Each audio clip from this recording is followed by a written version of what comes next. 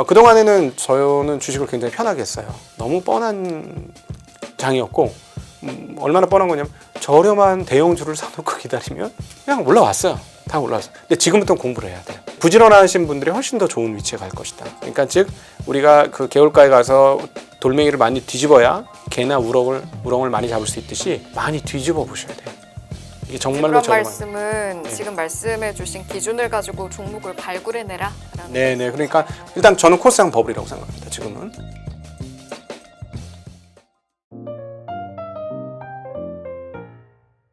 곽상준 매트릭스 투자자문 대표님과 함께합니다. 어서 오세요. 안녕하세요. 반갑습니다. 네. 요즘에 장이 워낙 좋다 보니까 요즘에는 이제 거의 이제 우리 가족 같은 고정 멤버들은 나오실 때마다 아 오늘 장이 참 좋습니다라는 이야기로 시작을 하게 되는 것 같은데 네.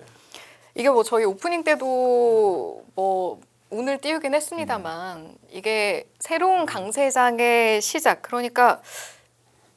이 장을 어떻게 봐야 할지 이제 성격부터 규정하고 저희가 시장 이야기를 좀 들어가 보면 좋을 것 같거든요. 대표님께서는 지금 장을 어떻게 규정하고 계십니까? 제가 연합뉴스 경제TV에 나와서 했던 표현 중에 욕을 많이 먹었던 표현 중에 하나가 2000포인트 때 니들이 상승장 맛을 알아?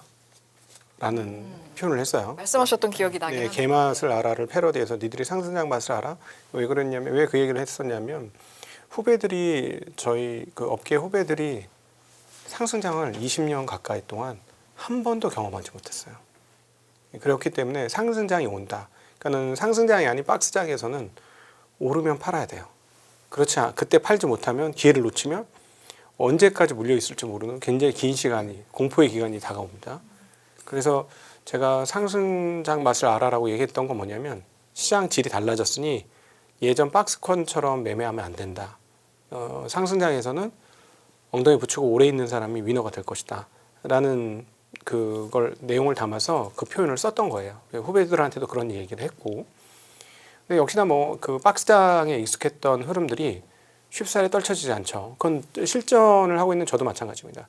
그러니까는 저의 오늘 매매 태도가 어땠냐면 아침부터 막 오르는 거예요. 사야 되는 주식들이 있는데 설날 연휴 동안에 고민을 많이 했어요. 이 가격에 사도 되는가? 시가 배당률이 10%에서 5%까지 떨어졌는데 즉 주가가 거의 2배 가까이 올랐는데 이 상황에서 사야 되는가 엄청난 고민을 했는데 고민을 하다가 그래도 결론은 사야 돼 라는 결론을 하고 나왔어요. 근데 아침부터 주물렀는데 안 들어가는 거예요. 상승을 하면서 계속 고민을 했죠. 어떻게 하지? 그나마 다행히도 잡았습니다. 10시 이전에 잡았는데 제가 그러면서 어떤 생각을 하냐면 내가 이제 점점 강세장에 취해가고 있구나. 이제 그러니까 그동안에 박스장을 20년 하면서 절대 비싼 가격에는 안 사. 저렴한 가격에서만 살 거야 하는데 내가 이 정도의 가격을 지불한다는 건 뒷단이 열려 있다는 확신이 없으면 지불할 수 없는 가격을 제가 지불하기 시작했다는 거죠. 근데 강세장에서는요. 지불해도 살아남아요. 이 박스장에서는 지불하면 꺾이거든요. 그래서 개인적으로는 그 스스로에게 되뇌었던 건 뭐냐면 이번이 강세장인데 나중에 후회한다. 여기서 못 잡으면 나중에 분명히 후회한다. 그렇기 때문에 1년 뒤에 후회할 것이다. 그렇기 때문에 지금은 조금 공격적이 되고 과거에 했지 않았던 행동들도 용납이 되어진다 하는 생각을 했어요. 이렇게 생각하게 된 근원적인 원인은 뭐냐면 우리나라가 2,400, 2,300에서 5,000 올 때까지는 이건 정상화예요. 그래서 제가 항상 말도 안 되게 싸다. 한국 주식은 너무나 싸다. 반면에 미국 주식은 조금 비싸다. 한국 주식은 싸다. 이 얘기를 끊임없이 했는데요. 5,000포인트부터 이제 한국 주식시장 싸진 않습니다. 적정가예요. 근데 지금 갑자기 5,000포인트에서 잠시 머뭇하더니 굉장히 빠른 속도로 상승하잖아요. 이건 뭐냐면 개인에 의한 강세장이 시작된 겁니다. 네, 주식시장을 잘 모르시는 분들에 의한 강세장. 그래서 오히려 제가 보기에는 지금부터는 전문 업자들이 대응을 잘 못할 가능성이 있어요. 왜냐하면 전문 업자들은 숫자 계산을 막 하면서 시장 PBR 밴드, PER 밴드 막 하거든요.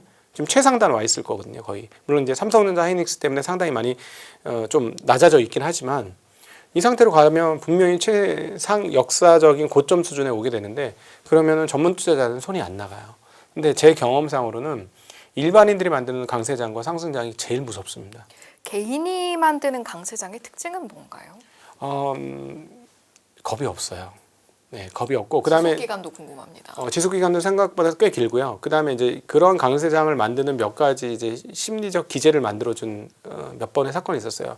예전에 한 2주 전에 나와서 그 말씀을 드렸는데 조종을 하고 바로 회복하고 조종을 하고 회복하고 조종을 하고 회복하고 이게 한 서너 번 반복되면 사람들이 조종을 무서워하지 않는다. 그때가 되면 개인들이 이제 진입을 하는데 이번에는 누가 진입을 했냐? 강남에서 제비들이 왔어요. 강남 간 제비가 온 게 아니고 강남에서 제비가 왔어요. 외국인들의 그 펀드 한국 펀드 쪽으로의 순매수 기조가 지금 4주 평균으로 따지면 역대 최고예요. 돈이 물밀듯이 들어오는 거죠. 그러니까 사실은 지금 일반인들에 의한 강세장을 만들어준 최고의 사실 뭐랄까 소스 라고 하면 어떤 거냐면 제가 보기에는 달러 강세가 될 것 같지 않다는 생각인 것 같아요. 달러가 멈췄잖아요. 달러가 멈추다 보니까 달러를 보유하고 있는 사람들이 그동안에는 미국 시장이 달러가 약세든 강세든 상관없이 쭉쭉 올라가 줬는데 지금 약 한 달간 지금 머물고 있잖아요. 제자리에. 그러면서 온갖 그 이슈들이 벌어지지 않습니까? AI가 과잉 투자다 뭐다 뭐 이런 얘기들이 나오고 그다음에 기본적으로 기준금리도 그렇게 썩 낮지도 않다. 그다음에 내리지 않을지도 모른다. 워시가 와가지고 긴축을 할지도 모른다. 등등등 여러 가지 이슈가 있다 보니까 만족스럽지 못합니다. 근데 옆에 나라 시장에서 보니까 어느덧 지수가 2배 올랐어요. 근데 보통 2배 정도 올라야 사람 마음이 동하거든요. 놀랍게도. 바닥에서 동해야 되는데 사람 마음은 2배 좀 올라야 동합니다. 그래서 제가 예전에 여기 나와서 4,500에서 5,000포인트 정도를 넘어가면 4,400, 4,800 또는 4,500, 5,000 넘어가면 사람들이 본격적으로 뛰어들 것이다 라고 했던 얘기가 항상 그래왔기 때문이에요. 심리적으로 보면 이거는 뭐 별로 학술적이지도 않아. 그냥 현장에서 있어 보면 지수가 2배 오르면 그때부터 개인들이 열을 내면서 사기 시작하거든요. 코로나 때도 그렇습니다. 그래서 근데 이번에는 외국인들이 굉장히 많이 반응을 했고요. 국내 개인도 일부 자금 이동이 벌어지고 있습니다. 일부 예금에서부터 자금 이동이 좀 나타나고 있는 그런 상황이고 그나마 다행인 것은 정책적 뒷받침 가능성은 좀 있어요. 그래서 제가 말씀드렸지만 5천까지는 정상화고요. 지금부터 이제 조금씩 비싸지는 과정으로 가게 될 텐데 정책적 뒷받침이 잘 이루어지면 사실은 좀 비싸도 감당되겠죠. 그래서 저는 이번에 그 업자들한테는 이런 얘기를 합니다. 멀티플이 바뀔 수도 있으니 주의해라. 예. 왜냐하면 이제 지수를 얘기하다 보면 이제 갑자기 이제 7,000, 7,500 상단이 막 나오기 시작해요. 저는 S&P 500 지수 상단 얘기하는 줄 알았습니다. 근데 코스피를 이제 그렇게 얘기하고 있어요. 막 나오고 있죠. 네. 근데 이제 역사를 쭉 살펴보면은 외환위기 직후에 주가가 오를 때 4배 좀 넘게 올랐습니다. 네. 200 얼마에서 1,000이 됐으니까. 280 코스닥은 뭐 물론 훨씬 더 많이 올랐고요. 그리고 그 2004년에서 2008년 갈 때 그때 한 3배 조금 안 되게 왜냐면 700 그 원자바오 총리의 긴축 발언 했을 때 700이 깨졌다가 다시 아마 뭐 2000 갔으니까 한 3배쯤 올랐었고 그리고 이제 코로나 때 1400에서 3300으로 또 2배 반 정도 올랐었거든요. 네. 결국은 외환위기 직후에 올랐던 사이클이 아니면 네. 지금 5600이면은 사실 바닥에서 오른 거로는 다 오른 거거든요. 네네. 대표님 보시기에 이제 외환위기가 아닌 나머지 뭐 코로나가 됐든 뭐 리만이 됐든 등등등의 사이클이 있었잖아요. 네네. 그게 아니고 지금이 리만 사태만큼 3배 이상 오를 수 있는 사이클이라고 보시나요? 지금 분위기가 그 코로나 때보다는 훨씬 더 뜨겁습니다. 이미 코로나는 넘어섰고요. 그다음에 이제 그 2005년 6년 때하고 좀 비슷합니다. 왜냐하면 가치 있는 주식들이 올라요. 오늘도 이제 증권주들이 올랐는데 증권주들이 이제 중소형 증권사들이 훨씬 많이 올랐어요. 우선주하고 그 이유인즉슨 적자 나던 증권회사들의 이익이 대폭적으로 증가합니다. 25년도. 근데 지금 판세를 보니까 2달 동안 흘러가는 거 보니 더 벌겠네. 그럼 계산을 해보면 비싸지 않아요. 심지어 저희가 가지고 있었던 중견 중소 증권사는 얼마 전까지만 해도 시가 배당률이 12%였어요. 그러니까 비싸지 않다는 얘기죠. 시가 배당률이 2자릿수가 나온다는 거. 그러니까 이제 그런 쪽으로 이제 매기가 붙으면서 주가가 올라가는 거라서 오히려 2004, 5, 6년의 그 가치 주장하고 성격이 비슷합니다. 그러면 제 기억에 3배 조금 못 올랐거든요, 지수가. 그러면 네. 이제 2200까지 간 거는 관세 때문에 빠진 거라서 2200에서 치면 6,500인 거고 네. 뭐 2500에서 가면 7500이잖아요. 네네. 그럼 지금 나오는 이제 코스피 타겟들이 막 요즘 거기에 몰려서 나오기 시작하거든요. 네네네. 어느 정도 동의하세요? 그러니까는 제가 이제 올해 들어오면서 했던 얘기가 작년 같은 경우는 EPS 증가하고 정책 효과가 2개 같이 작동을 했는데 사실상 그 정확하게는 정책은 뭐라 그럴까요? 그 선언만 됐지 작동 안 했어요. 작동은 올해부터예요. 계속 말씀드리면 주주총회를 해야 정책이 작동하는 겁니다. 그래서 올해의 그 정책 작동의 첫 해고요. EPS 증가는 이미 상당폭 이루어졌습니다. 그래서 하나 주의해야 할 부분은 EPS 증가로 인해서 주가가 더 오른다? 그건 아닌 것 같거든요. 예. 그래서 조금 더 오를 수는 있죠. 워낙 EPS가 너무 높게 올라가고 있으니까 뭐 그 정도는 반영을 하는데 이 정도의 상승폭을 합리화하기에는 EPS 상승폭도 컸지만 지수 상승폭도 만만치 않게 큽니다. 그러면 지금 남은 건 뭐냐면 정책 효과가 나올 것이냐. 이게 핵심이거든요. 근데 정책 효과는 제가 드리고 싶은 말은 업자들한테 드리고 싶은 말은 이건 멀티플 변경시키는 상황이니 기존에 우리가 보던 관점으로 보면 못 맞출 시장을 잘못 해석할 수도 있다. 라는 얘기는 꼭 해주고 싶어요. 이게 무슨 말이냐면 우리나라 이제 PBR 밴드 같은 경우는 뭐 많이 나가봐야 뭐 1.6배 이 정도면 지금이 딱 1.67배. 예, 그 끝이잖아요. 예, 그러니까 사실상 기존 업자들이 오히려 지금부터 주식하기 어려울 거라고 보는데 왜냐하면 맥스치가 막 나오는 거예요. 지금 뭐 그 반도체가 너무 이익이 좋아서 PER 배수는 아직 조금 더 여력이 있을지 모르겠으나 이제 PBR 밴드 여기까지 왔어? 그러면 업자들은 손 안 나가거든요. 예, 왜냐하면 자기가 평생 봐왔던 고점인데. 근데 저는 정책이 바뀌는 건 멀티플 변경 가능성이 매우 있다라고 봅니다. 그래서 그거는 열어놔야 될 것 같아요. 특별히 한국 시장 같은 경우는. 그러니까 한국이 할인장이잖아요. 근데 할인장이었는데 할인은 없어졌고, 그럼 이제 프리미엄장으로 가느냐는 건데, 그럼 이걸 따져봐야죠. 우리나라가 프리미엄으로 갈 수 있는 가치가 있어? 이건데 일단 저는 코스닥 버블이라고 생각합니다. 지금은 코스닥은 이제 시작이 아니고요. 이미 버블이죠. 이미 버블이다. 이미 버블이 아주 심한 버블이에요. 코스닥은 몇몇 기업 빼고는 이건 말도 안 되는 가격으로 지금 가고 있고 위험합니다. 분명히 위험한 거고요. 근데 거래소는 이렇게 따져봐야죠. 우리가 프리미엄 받을 자격이 있어? 라는 건데 일단 첫 번째 시장. 그동안에 자격이 없었죠. 자격이 없었기 때문에 프리미엄 못 받는 거였어요. 자, 그러면 두 번 이거는 그럼 어떻게 돼요? 정책 효과가 얼마나 이렇게 그 구사되고 실제로 이렇게 뿌리를 박느냐에 따라서 이 부분 달라질 수 있죠. 예. 어떤 시스템적인 할인 요소는 없어지고 시스템적으로 프리미엄 받아도 되는 상황들은 열릴 수 있는 거예요. 이거는 가변적입니다. 자, 그러면 기업들은요. 한국의 기업들은 국제적인 관점으로 봤을 때 프리미엄 받을 수 있나요? 대만하고 비교해 볼까요? 프리미엄 받을 수 있는 기업들 꽤 있죠. 예. 미국 플레이하면 되거든요. 미국이 지금 아주 오늘도 그 조선 관련해서 중요한 이슈가 떴잖아요.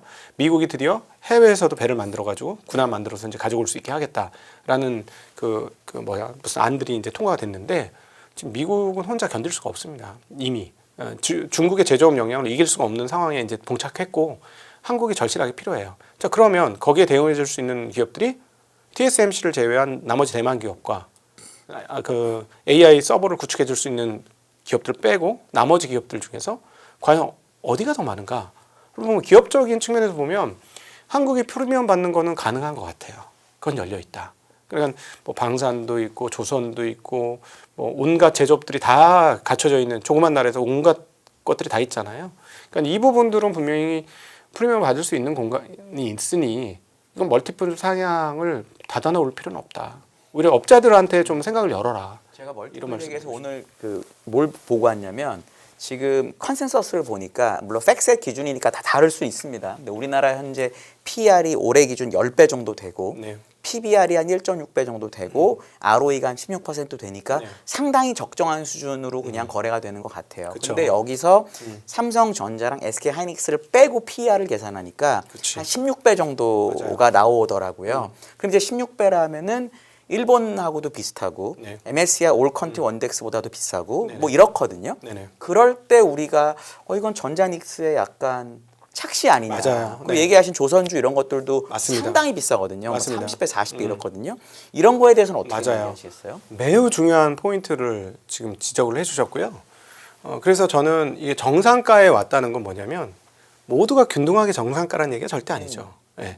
그냥 무슨 말이냐면 이미 비싼 것들이 있어요.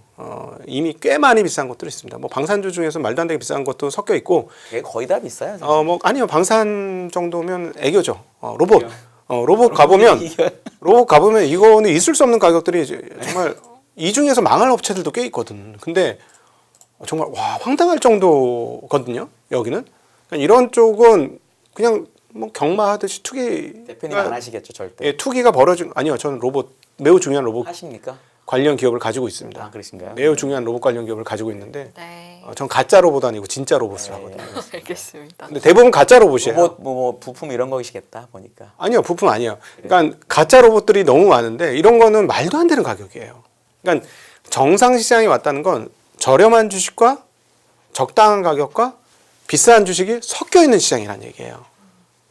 그래서 이게 되게 중요해요. 그래서 오늘 그 증권주가 굉장히 강했잖아요. 요게 하나의 단면이다라는 얘기를 꼭 드리고 싶은데 증권주가 사실은 대형주들 중에서 뭐 엠모 회사 이런 회사들은 주주 환원이 그렇게 높거나 그러지 않았거든요. 원래부터 주주 환원은 그 증권주 중에서는 중소형사들이나 아니면 구석에 처박혀 있었던 대형 증권사들이 주주 환원이 매우 높았습니다. 근데 일단 첫 번째 이번 랠리는 대형 증권사들이 쭉 땡겨줬거든요. 근데 오늘 나타난 현상은 오늘 상한가 간 주식들 중에서는 중소형 증권사들이 꽤 많았어요. 20% 이상 오른 거는. 네. 근데 사실 따지고 보면 요쪽 애들은 밸류에이션 가치가 상당히 있습니다. 앞서 잠깐 저희가 언급을 드렸습니다만 뭐 지금은 아니지만 저희가 매입할 당시에 시가 배당률 12%가 나오더라고요. 너무 좋아서 열심히 샀죠. 근데 이렇게 되는 겁니다. 먼저 눈에 보이는 주식들이 본질 가치를 회복하고 약간의 프리미엄을 받기 시작해요. 근데 그 사이에 같은 업종이라도 저렴한 주식들이 숨어 있거든요. 이동 매매가 나온다. 네. 오늘 그래서 증권주가 되게 중요한 포인트가 되는 게 어떤 흐름이냐면 내가 가지고 있는 주식의 밸류에이션을 빨리 해서 비싼 주식이면 빨리 내려놔라.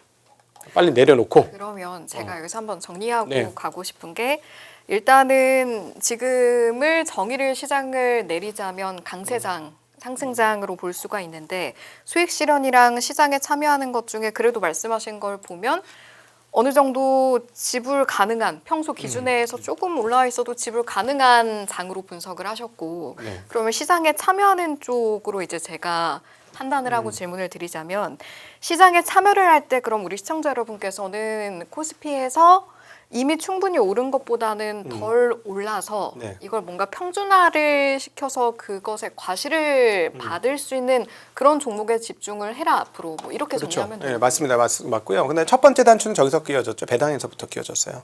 오늘 지금 지난 주부터 해서 이번 주에 난리가 난 게 다 고배당 주식들이에요. 그래서 그 배당을 잘 주는 기업들을 먼저 체크하십시오. 배당주부터 봐라. 네, 왜냐하면 내가 외국인이라면 어떻게 한국에 와서 투자를 할 건가를 고민을 한번 해보셔야 되거든요.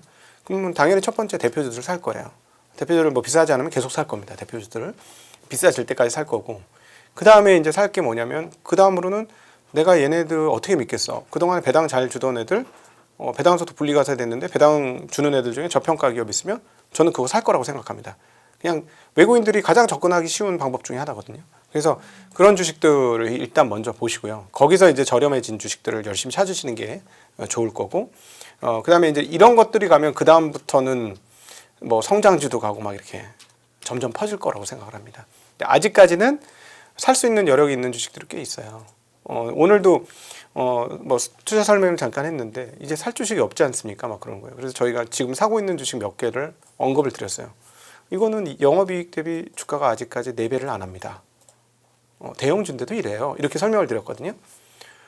그러니까 이제 황당해하죠. 아직 그런 게 남았느냐라고 생각합니다. 남았습니다. 찾아보면 있습니다. 지금부터는 그동안에는 저는 주식을 굉장히 편하게 했어요. 너무 뻔한 장이었고 얼마나 뻔한 거냐면 저렴한 대형주를 사놓고 기다리면 그냥 올라왔어요. 다 올라왔어요. 근데 지금부터는 공부를 해야 돼요.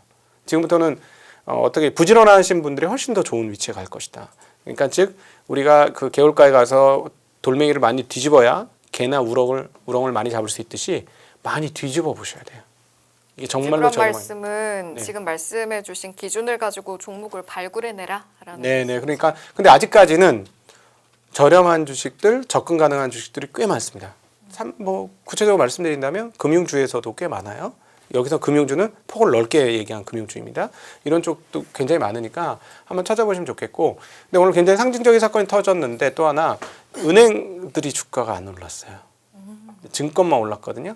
이 부분에서 시사하는 바가 좀 있습니다. 배당 여력이 소진된 쪽은 조금 조심하셔야 돼요.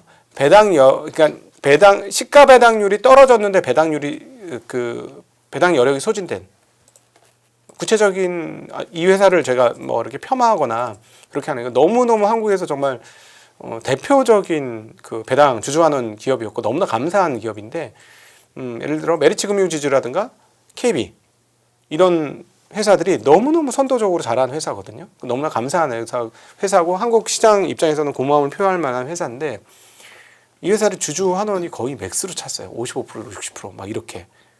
근데 주가도 덕분에 꽤 많이 올랐거든요. 자, 그러면 55%, 60% 주주 환원을 해주면 더 이상 주전을 얼마나 해줄 수 있을 것인가. 이게 고민이죠. 근데 주가가 낮으면 괜찮아요. 그래서 시가 배당률이 뭐 6, 7%면 여전히 괜찮아요. 그런데 주가가 올라서 배당을 더 줄 수 있는 여력은 없는데 시가 배당률이 5% 이하로 떨어졌다. 그럼 고민 좀 해보셔야 돼요. 다른 모멘텀이 있어야 돼요. 그렇게 되려면. 저희가 사실은 그 굉장히 주시했던 한국에서 제일 좋은 기업이라고 생각했던 기업 중에 하나가 보험 업종에 하나 있어요.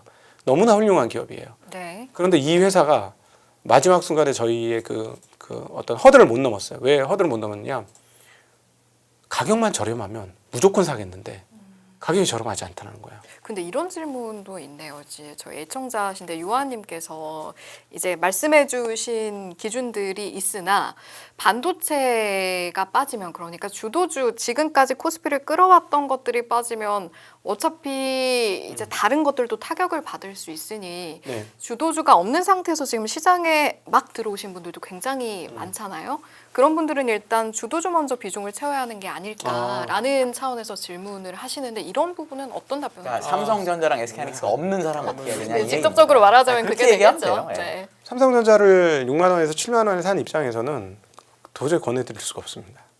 근데 또 이제 새로 들어오시는 분들 입장에선 그래도 삼성전자가 나도 해볼 우리나라 수 있지 않을까? 시가총액의 한 라는. 지금 30%쯤 되잖아요. 네네. 근데 그걸 피하고 예를 들어 시장을 내가 안 했던 사람이면 주식을 약간 산다는 차원에서는 그렇게도 권해주지 못하시나요? 내가 주식 안 했기 때문에 ETF는 싫고 이럴 수도 있잖아요. 저희 실제 그 투자 사례를 말씀드릴게요. 네. 저희가 이제 그 작년 그러니까는 25년도 초반부터 운영을 하던 계좌들은 다 삼성전자가 있죠. 네. 예, 삼성전자가 있고 그리고 끝으로 삼성전자를 매입한 건 9월 달이 마지막이었어요. 9월 달 7만 8천 원이 정말 고심을 하고 3일간 고민을 하다 주가가 올라가는 걸 보고 결국은 샀어요. 그게 이제 7만 8천 원이 마지막 저희의 매수 시점이었고요. 그 계좌들이 수익률이 아주 좋습니다. 예, 그 계좌들은 그 이후에 들어온 다른 주식까지 섞여서 수익률이 매우 좋아요. 아주 훌륭한 수익률이 나왔고 요즘은 뭐 시장 커버리지 하기도 힘들어요. 시장 커버리지 근처까지 가면 저는 훌륭하다고 인정해야 될 것 같아요. 그래서 개인들한테 잠깐 팁을 드리면 그냥 시장 사라. 인덱스 사라. 인덱스만 사도 괜찮다. 이게 제가 5,000포인트 오면서부터 계속 드렸던 말이에요. 올해 저희의 가장 큰 두려움은 시장을 쫓아가지 못할 거라는 두려움이 있습니다. 그리고 마음속으로 일부는 포기했어요. 시장을 못 쫓아간다 잘못하면. 근데 그 이후에 들어오신 10월부터 오신 분들은 저희가 삼성전자를 못 사드렸어요. 제가 아예 처음부터 말씀드렸어요. 이게 15만 원 갈 것 같다. 10만 원 정도 수준에서 15만 원 갈 것 같은데 나 20만 원 잘 모르겠다. 왜냐하면 파운드리가 터져야 20만 원이 갈 것 같은데 잘 모르겠다라고 얘기를 드렸어요. 근데 그 지금은 파운드리가 안 터졌는데 20만 원 거의 다 왔잖아요. 그러니까 제가 좀 잘 못 봤죠. 그러면 삼성전자를 보유하지 못했던 부분들은 수익률이 엉망이냐? 그렇지 않아요. 그렇지 않습니다. 그렇지 않고 뭐 이쪽도 뭐 올해 1월 기준도 그렇고 1월에 오신 분은 아예 그냥 근처도 못 갔고 지난 뭐 12월에 오신 분들도 수익률이 꽤 나쁘지 않아요. 제가 보기에는. 예, 여기서 공표하기는 좀 그러니까 나쁘지 않다는 정도만 얘기해 드릴게요. 나쁘지 않아요. 근데 저가 안심하고 있는 거는 전 두 발을 뻗고 잘 수 있어요. 왜냐하면 이 기업들이 무너질 때 그렇게 많이 안 무너질 것 같은데 어느 정도에서 방어가 될 것 같은데 왜냐면 비싼 주식을 사지 않았으니까 그렇게 생각하거든요.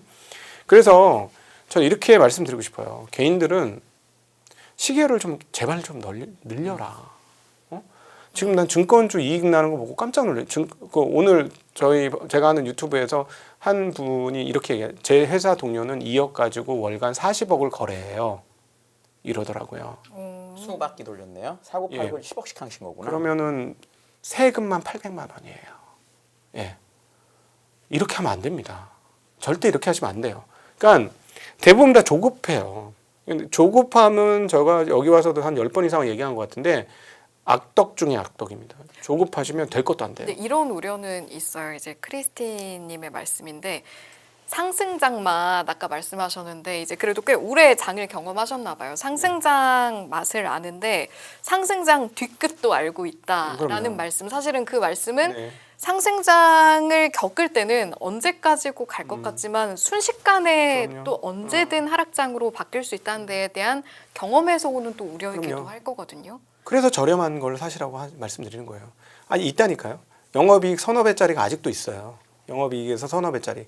그리고 여전히 배당률 6, 7%짜리도 남아 있어요. 그러니까 예를 들면 이렇게 되는 거예요. 내가 시가 배당률 현재 시점에서 뭐 8% 하던 게 떨어져가지고 5.5%짜리를 잡았다. 그럼 만약에 이 회사가 주가가 떨어져가지고 아까 말씀하신 것도 뭐 그 주도주의 떨어져서 뭐 반토막 났다. 그럼 시가 배당률이 11% 되지 않습니까? 사면 되잖아요. 왜 못 삽니까? 그러면 잘 고르는 것도 잘 고르는 거지만 지금 시점에서 하락장으로 전환될 때의 지표는 뭘로 지금 기준을 잡으세요? 개인적으로 이거 정말 경험치의 이야기인데 네. 괜찮을까요? 경험치약이면 너무 더할 나위 없이 안 괜찮은 건 없습니다. 다 하셔도 돼요. 사실 저희는 그런 의견 그 듣고자 생션이 없습니다. 오신 거니까요. 네, 너무 좋습니다. 미국 갔던 20, 30대들이 돌아오는 거가 첫 번째. 아 서학개미들이 돌아오는 아니요, 그냥 서학개 말고 20, 30대. 30대 반드시 약간 나이 특정하셔야 차별 됩니다. 두시는 거예요? 예, 약간 차별됩니다. 20, 30대 30대. 서학개미들이 돌아오는 거. 그 중에서도 남자. 아 제가 좀 인간 지표가 돼보려고 했더니 성별에서 탈락했네요. 네, 남자. 갑자기 생각나네요. 예, 남자 20, 30대 서학개미들이 돌아올 때 첫 번째 위험 사인. 네. 그다음에 매우 보수적인 증권사들이 있습니다. 네, 약간 이렇게 은행틱한 그런 증권사들이 있거든요. 그런 증권사들이 공격적으로 주식 영업에 달려들 때 조심하셔야 됩니다. 아직 이분들은 턴 안 했어요. 놀랍게도. 사실은 오늘 그래서 증권주 시간이 별로 아까 증권주도 갖고 오셔가지고 여쭤보고 싶은 게 미래에셋이 한 40조쯤 돼요 시가총액이. 네. 근데 오늘 상한가가 엄청나게 많이 들어간 종목들은 시총 1조 넘는 데가 잘 없거든요. 네. 물론 미래에셋이 훨씬 더 돈을 많이 벌고 자본력도 세고 이런데 또 사실 돈을 제일 많이 버는 회사는 미래에셋이 아니라 아니죠? 한국투자금융주가 그렇죠. 돈을 더 번단 말이에요. 맞죠. 시총은 이제 절반 이하란 말이에요. 근데 우리가 여태까지 배운 건 뭐냐면 강세장이라고 하면 그냥 주도주가 계속 가는 거란 말이에요. 네. 그런 상황에서 우리 구독자나 시청자분들이 포모를 느낄 수밖에 없잖아요. 그런 분들한테 증권주 투자를 어떻게 하시는지 얘기해 주시면 오늘 진짜 좋을 것 같아요. 저 같은 미래에셋은 다 팝니다. 싹 다. 아주 비싸다고 보시는 거죠? 더 가도 뭐 필요 없어요. 더 가도 기준에서 완전히 벗어났기 때문에. 그리고 이 회사가 뭐 지금 루머로는 뭐 자사서 매입 소각하겠다, 자사서 있는 거 소각하겠다, 뭐 이런 루머들이 좀 있고, 뭐 스페이스X도 꼈고, 뭐 비쌈도 꼈고, 뭐 여러 개 꼈어요. 근데 이 회사가 그렇게 배당을 많이 주던 회사 아니에요. 주주환원 그렇게 좋지 않았습니다. 그 동안에는 갖고 있어봐서 알아요. 아주 오랜 기간 물려봐서 알고 별로 좋은 회사는 아니었어요. 제가 보기에는 증권사 중에서.